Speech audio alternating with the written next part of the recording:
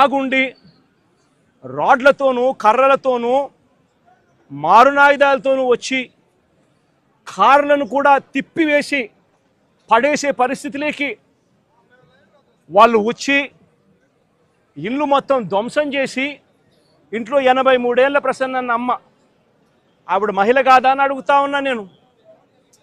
ఆవిడను బెదిరించి ఆ సమయంలో ప్రసన్న ఇంట్లో లేడు కాబట్టి సరిపోయింది. ఒకవేళ ప్రసన్న ఆ సమయంలో ఇంట్లో ఉండింటే ప్రసన్నను చంపేసే కార్యక్రమం కూడా జరిగి ఉండేది కాదా అని అడుగుతా ఉన్నా. ఇలాంటి దిగజారిపోయిన రాజకీయాలు గతంలో ఎప్పుడూ మేము చూడాల. నేను అడుగుతా ఉన్నా, ఇదే చంద్రబాబు నాయుడు గారిని అడుగుతా ఉన్నా, అయ్యా చంద్రబాబు నాయుడు గారు, మీ ఎమ్మెల్యేలు ఎంత హేయంగా మాట్లాడుతూ ఉన్నారు అని చెప్పడానికి నిదర్శనం నిన్న మొన్న జరిగిన నగిరి ఎమ్మెల్యే రోజమ్మ గురించి, ఎక్స్ఎమ్మెల్యే అంటే Rojamma ex MLA, sitting MLA, Nagari Telugu Desam party MLA ఎలాంటి మాటలు మాట్లాడాడు. చెప్పడానికి కూడా సిగ్గుపడే మాటలు, సిగ్గుపడాల్సిన మాటలతో రోజమ్మను హేయంగా మాట్లాడితే ఇదే చంద్రబాబు నాయుడు గారు ఏం చేశారని అడుగుతా ఉన్నా. మొన్న జెడ్పీ చైర్మన్ హారికమ్మ కారు ఆపి అద్దాలు పగలగొట్టి కర్రలతో దాడులు చేసి కారులో తాను తన మొగుడు ఉండగానే దుర్భాషలాడుతూ అన్యాయమైన తిట్టులు తిడుతూ వారి మీద దాడి చేయడం అన్నది మీ డిక్షనరీలో అర్థం ఏమిటి చంద్రబాబుని అడుగుతా ఉన్నా. మా మాజీ మంత్రి రజనమ్మ ఎంతటి దారుణమైన భాషతో మీ తెలుగుదేశం నాయకులు మాట్లాడారు అని అడుగుతా ఉన్నా. నేను అడుగుతా ఉన్నా, ఇవన్నీ జరుగుతూ ఉన్నప్పుడు మీ మంత్రుల ఇళ్లకు, మీ ఎమ్మెల్యేల ఇళ్లకు ఇదే మాదిరిగానే మా వాళ్ళను కూడా పంపించి హత్య చేయించే కార్యక్రమం మొదలెడితే రేపొద్దున రాజ్యాంగం అనేది బతుకుతుందా అని అడుగుతా ఉన్నా. రాష్ట్రంలో లా అండ్ ఆర్డర్ అనేది ఏమైనా ఉంటుందా అని అడుగుతా ఉన్నా. ఎలాంటి బీజం వేస్తూ ఉన్నారు చంద్రబాబు, సిగ్గుతో తలంచుకోవాలా నువ్వు చేస్తూ ఉన్న పనులకు అని చెప్పి చంద్రబాబు నాయుడిని గట్టిగా మందలిస్తూ ఉన్నా. ఏదైనా రాజ్యాంగంలో ఉన్నప్పుడు, కాన్స్టిట్యూషన్లో ఉన్నప్పుడు డెమోక్రసీకి వాల్యూ ఇవ్వాలి.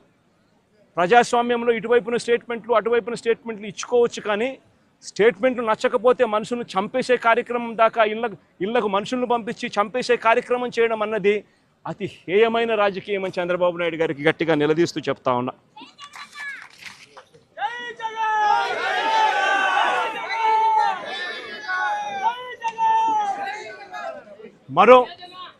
మరో ఉదాహరణ, నా పక్కనే ఉన్న గోవర్ధన్ అన్న కూతురు. నేను అడుగుతా ఉన్నా, గోవర్ధన్ అన్న జైల్లో పెట్టినప్పుడు వీళ్ళ ఇంట్లో బాధ ఉండదా అని అడుగుతా ఉన్నా. వీళ్ళందరూ పిల్లలు కాదా అని అడుగుతా ఉన్నా.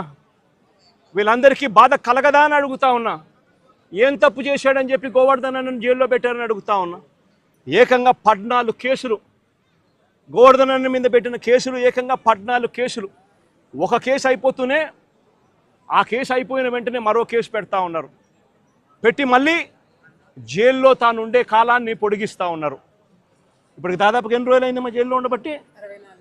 64 రోజులు. 64 రోజులుగా జైల్లో ఒక మాజీ మంత్రిని పెట్టారు.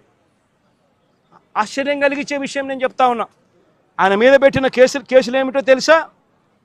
ఆయన మీద పెట్టిన అన్యాయమైన కేసులు ఏమిటో తెలుసా?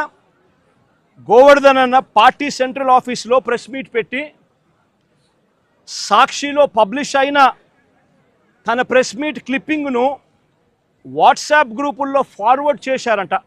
అదొక కేసు అయ్యా, అదొక కేసు. మనిషిని అరెస్టు.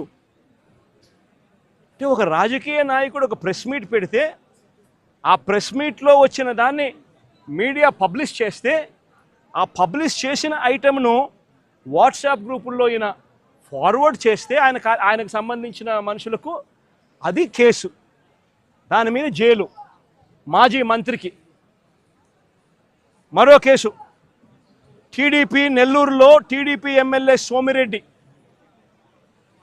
వ్యతిరేకంగా ప్రెస్ మీట్ పెడితే దానికి సంబంధించిన వీడియోను కాకాని ఫార్వర్డ్ చేశారంటూ ఇంకో కేసు పెట్టారు.